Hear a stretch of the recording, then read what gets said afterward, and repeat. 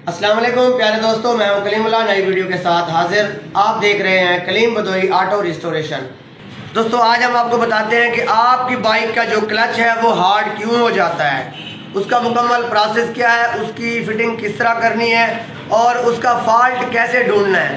تو دوستوں یہ آپ کلچ ورم دیکھیں، یہ کلچ ورم بہت ہارڈ ہے، یہ دیکھیں بہت سخت ہے، یہاں جا کے پھنس جاتی ہے اور یہ بالکل جام ہے۔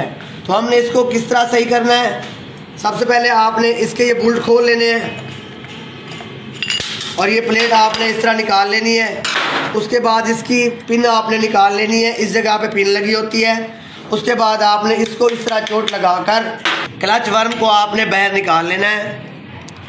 تو دوستوں یہ دیکھیں یہ کلچ ورم کی کیا حالت ہو رہی ہے، اس کو بالکل رشک لگا ہوا ہے، یہ دیکھیں اس کو بالکل زنگ لگا ہوا ہے۔ تو دوستوں یہ تو اندر آٹومیٹک ہی جام ہو جاتی ہے، اور اس جگہ کے اندر آپ چیک کریں، اس کے اندر بھی ٹوٹل جگہ خشک ہوئی پڑی ہے، کوئی لوبریکیشن نہیں ہے، جس کی وجہ سے آپ کی بائک کا کلچ ہارڈ ہو جاتا ہے۔ کیونکہ دوستوں اس کے اندر لوبریکیشن ہونا ضروری ہے۔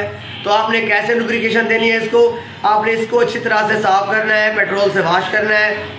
واش کرنے کے بعد آپ نے اس کو گریس لگانی ہے، گریس لگانے کے بعد آپ نے اس کی فٹنگ کرنی ہے۔ ہم آپ کو اس کی فٹنگ دکھاتے ہیں۔ یہ ہم نے پیٹرول لیا ہے، پیٹرول لے کر ہم نے کیسے فٹ کرنا ہے؟ سب سے پہلے ہم نے اس جگہ کو واش کرنا ہے۔ یہ دیکھیں ہم نے اس کے اندر پیٹرول ڈالا ہے، یہ دیکھیں پیٹرول ڈال کر ہم نے اس کو اچھی طرح سے واش کرنا ہے۔ اس کے اندر جو ڈسٹ ہے وہ نکل جائے گی، جو کچرا ہے وہ بالکل صاف ہو جائے گا۔ یہ بالکل ہم نے واش کر دی ہے، اس کے اندر جو زنگ لگا ہوا ہے وہ ختم ہو گیا ہے۔ تو دوستوں اس کے بعد ہم نے اس کو اس طرح گریس لگانی ہے، اس پوری ورم کو ہم نے بالکل گریس لگا دینی ہے۔ یہ دیکھیں اس کو ہم نے مکمل گریس سے بھر دینا ہے، اور اس کے بعد یہ جو ہاتھ کے اوپر گریس لگی ہوئی ہے ہم نے اس کو اس کے اندر تھوڑا سا ڈال دینا ہے۔ یہ دیکھیں اس کے اندر بھی لوبریکیشن ہو جاتی ہے، اور اس کے بعد یہ اس کا سپرنگ لینا ہے، اس سپرنگ کو ہم نے اس طرح ڈالنا ہے، اور اس کے بعد ورم کو ہم نے اس طرح اس گیپ کے اندر ڈال دینا ہے۔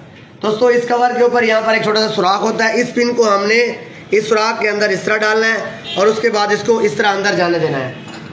اس کے بعد یہ اس کی پن ہے جو اس کو لاک کرتی ہے۔ یہ دیکھیں یہ پن ہم نے اندر اس کے پریس کر دی۔ یہ دیکھیں ورم کے اندر پلے چیک کریں، اس کی پلے بالکل اوکے ہو گئی ہے۔ تو اس کے بعد ہم نے کیا کرنا ہے؟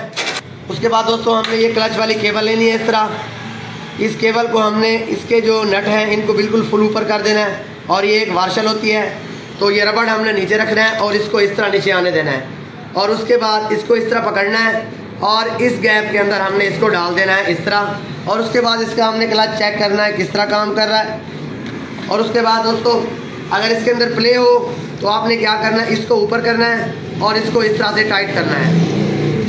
تو دوستوں اس کا کلچ چیک کرنے کا کیا طریقہ ہے؟ آپ نے کلچ کو پریس کرنا ہے اس طرح، اور اس کے بعد آپ نے کک کو اس طرح پریس کرنا ہے۔ یہ دیکھیں یہ کک بالکل فری ہے، اس کا مطلب یہ ہے کہ آپ کی بائک کا جو کلچ ہے وہ فرسٹ کلاس طریقے سے کام کر رہا ہے۔ اور اس کے بعد دوستوں آپ نے کیا کرنا ہے؟ یہ پلیٹ آپ دیکھ رہے ہیں ہونڈا والا مونوگرام نیچے والی سائڈ پہ رکھنا ہے آپ نے، اور اس جگہ کو بھی تھوڑی سی گریس لگانی ہے۔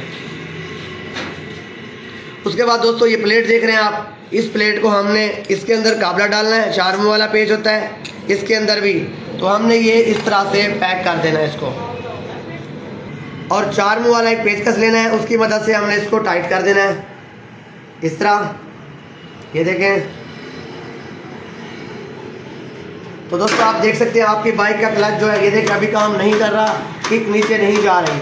تو جب اس کا کلچ پریس کریں گے تو کک اس کی آرام سے نیچے چلی جائے گی۔ یہ دیکھیں اور یہ دیکھیں۔ تو دوستوں کیسا لگا آپ کو ہمارا کلچ ایڈجسٹ کرنے کا طریقہ؟